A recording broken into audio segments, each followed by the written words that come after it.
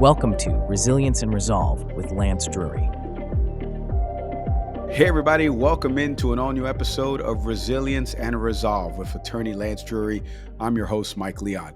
For decades, Lance has represented taxpayers against the IRS and built a law practice that really grew far beyond a one lawyer shop. And in today's episode, we're going to be talking about one of the biggest turning points for any attorney, knowing when it's time to hire somebody to give you some help.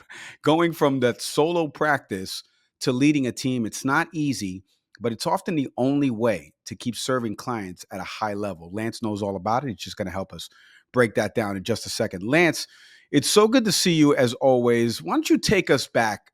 Let's go back in the time machine here. When you first opened your doors, how long were you practicing completely on your own?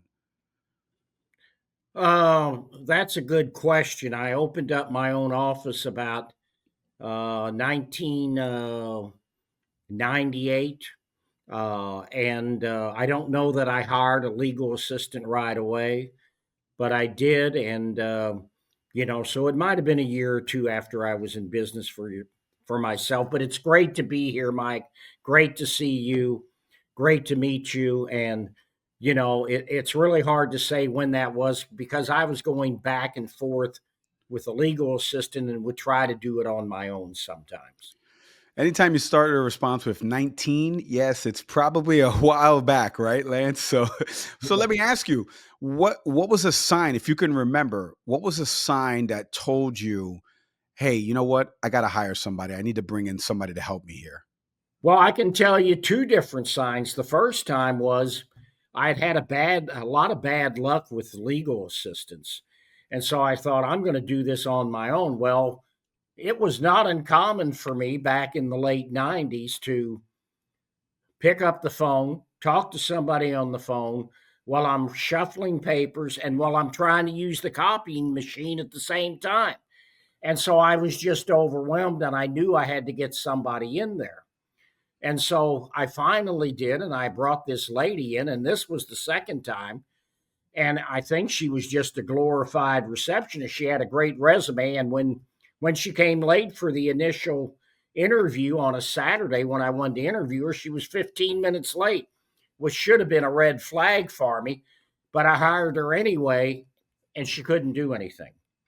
I was paying her time and a half to work overtime every day because she could do in 10 or 11 hours what a normal legal assistant could do in 2 hours. So that was my red flag that I had to get somebody else in there. So I'm up at the courthouse one day, and a woman who had worked for me back in the 90s was excellent.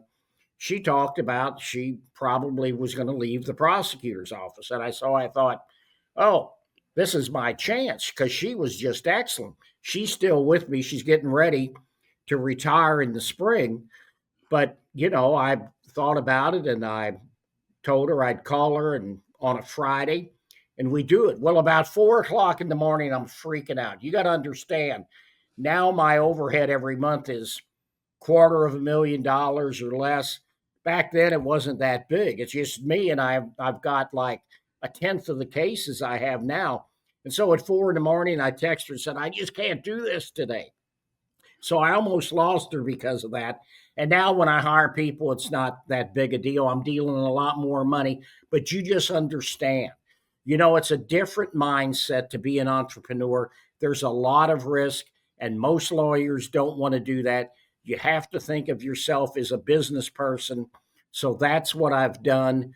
And it's really paid off. And you have your ups and downs, but that's just the nature of being your own boss because the revenue is going to fluctuate. And right now, with the government shutdown and all of that, things are slow. But I know because I've done this for so long, it's going to come back and it's going to be bigger than ever. Lance, let me piggyback on something you just said there. The concerns of the startup versus the concerns of now. Let's go back to about when you were starting it up and you're having those night sweats as you described. Before you made that first hire, what were some of the other big concerns that you had about growing this business? Was it just adding staff? Was it something else? Well, the thing was, I grew up in a small town, and I have to tell you, the biggest problem is that most small town lawyers don't make a lot of money. You do DWIs, you do family law, but it's not like when you go to St. Louis and you can charge $50,000 or $100,000 because there's millions of dollars at stake. Most of these people have no money, and yet they're calling you at 5 o'clock on a Friday night because guess what? That's the exchange of custody, and it doesn't happen, so they don't call. They'll call you at midnight. And so I just knew that I had to find another way. And about 20 years ago, maybe a little longer, I'm in my office at 10 o'clock at night, and I come across an ad from an attorney uh, out in Denver, Colorado, and he was talking about tax resolution. So I ordered the books from him, and then he was doing a seminar in Tampa, Florida. I went to that, and then he started his own group.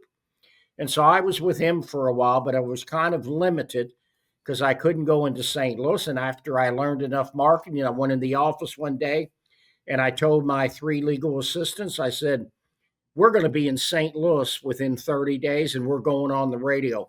We did. That was about 13 years ago, and it's just skyrocketed since then. It was the best decision I've ever made. Lance, a moment ago, you were giving me that example of the 3 different things that you were doing all at once. And then you were like, I got to hire somebody, right? How did hiring, though, change the way you practiced law day to day? How did that help? Well, it allows you to do things that other people can't do. The one good thing about the shutdown is I've had a lot of time to reflect on, the overall firm, the planning for the future, the vision for the future, and so I tell that they laugh at me in the office sometimes, but I tell them I should not be doing anything in this office that somebody else can do as good as I. And I have a lot of great practitioners. So I don't deal with the IRS. They have a lot of experience. I should be looking at the big issues, planning for the future, what we're going to do with the offices, how we're going to get there, how we're going to market. We're making adjustments in marketing because everything changes. And I got to tell you, Mike, I might be an old dog, but if you don't learn new tricks, you're going to be out on the streets. And the other thing is, I'm getting to AI now, and I'm getting it to my assistants because these bar associations are telling you if you don't keep up, you may be by the wayside by the end of next year if you don't go after that. Yeah, that's a great point. And piggybacking on that, do you remember a moment when you thought, maybe it was the AI part, but do you remember a moment when you thought we should have been doing this sooner as a firm? Oh, absolutely. I've thought about that all the time. In fact, my media guy asked me one night when we went out to dinner in Nashville, Tennessee. He flew in because his daughter lives there, and I have an office there, and drove down from St. Genevieve, which is an hour south of St. Louis. And I said, "Oh yeah, I wish I had known about this because this is a niche. Nobody wants to do it. Probably 1% or less of attorneys, and so." And the IRS is probably the most terrifying agency in the federal arsenal. So people are willing to pay big bucks because they don't want to deal with them, and I don't blame them. And some people think this is easy, so they call the IRS themselves, and they just absolutely screw it up. Mike, when I was just a small town practitioner, I did 15 hours of continuing legal education a year. Now myself and all of my 7 other attorneys, we do 50 to 100 hours or more every year just keeping up on this because everything changes. And it's not only that, we know the status that the IRS is in. And right now, they are so screwed up that everything is taking longer than normal. And the people in their automated collection system, half of them don't know what they're talking about because they're not properly trained. Now, if a layperson calls them up, they don't know that. That's why you need professional assistance because we know, and what we do then is, well, I just tell them I got somebody waiting in the lobby to talk to me. I hang up, then I call back until I get somebody that knows what they're talking about.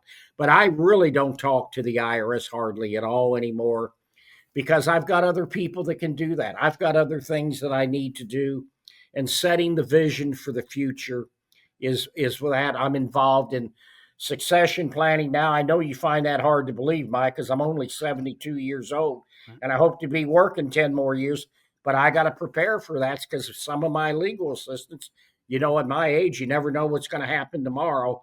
So we got to be prepared for those contingencies. Yeah.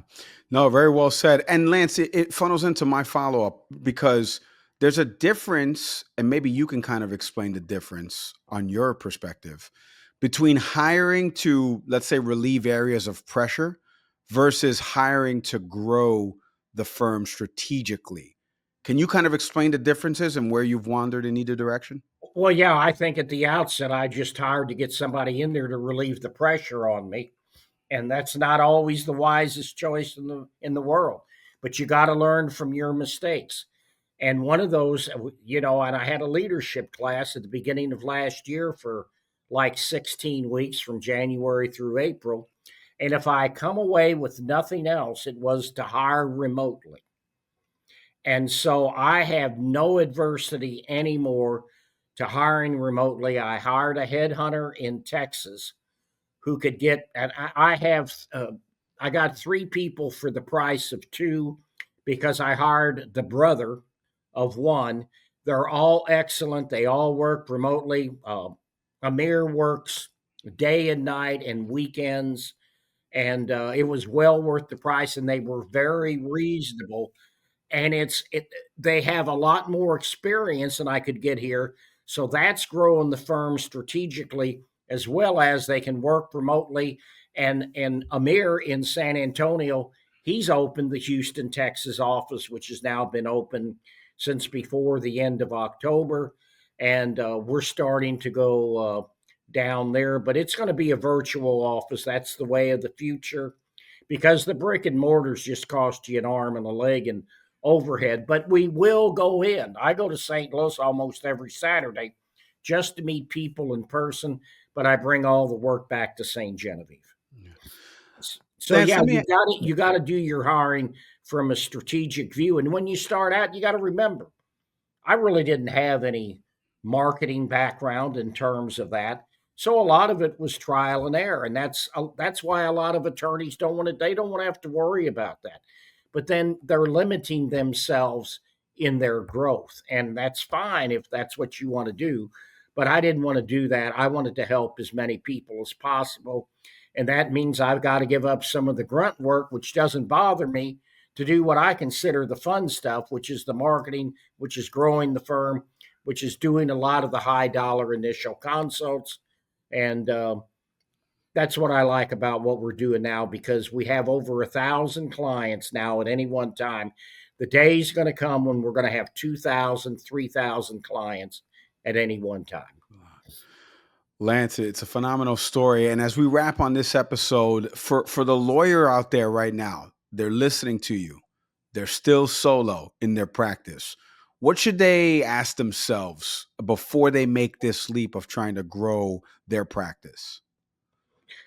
Well, I think they have to look at whether or not they're actually making a good living. I know a lot of solo practitioners in the country who don't make a whole lot of money. And I even know some who have had tax issues with the IRS. And if they're content with that's fine. But if they want to grow the business, they're going to have to take this leap of faith. Not everything you're going to do is going to be right. Not everything you're going to do is going to be correct. You're going to make mistakes along the way. If you're not making mistakes, you're not taking enough risk. And the big thing is you've got to grow from your mistakes. You got to learn from your mistakes. And if you keep plugging away, if you're resilient and if you have enough resolve, you'll find a way. That's the way to land the plane. Lance, thank you as always for the time and insights. We appreciate it. Thank you, Mike. Great to see you. And that has been another installment of Resilience and Resolve with Lance Drury. For more resources or you want to connect with the team directly, do me a favor, visit lancedrurylaw.com today. Don't forget to like, subscribe, leave a review and comment, or share this episode with someone who needs to hear it. As always, I'm Mike Leon. See everybody next time. Thanks for watching. Be sure to hit that like and subscribe button and leave us a review in the comments.